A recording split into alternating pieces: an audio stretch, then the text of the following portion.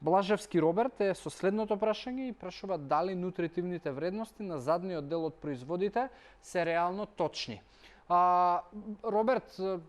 многу би било недобро и неубаво за производителите доколку не се реално точни, затоа што може сериозно да настрадаат, бидејќи постојат многу регулативи и во нашата држава и надвор од нашата држава, кои што те обврзуваат не само да ги пишуваш точните и калориски и нутритивни вредности, туку и мора да бидат по одреден редослед. Да речеме прво да бидат јаглехидрати, па да бидат масти, па да бидат протеини и така натаму. И има еден прилог и истражување од BBC правено, со незиниот тим од доктори и научници, знаат некогаш нутритивните вредности да можеби се променат после готвењето, но повторно се тоа минимални граници. Така да мојот совет е да веруваш, да не се плашиш, од причина што сепак постојат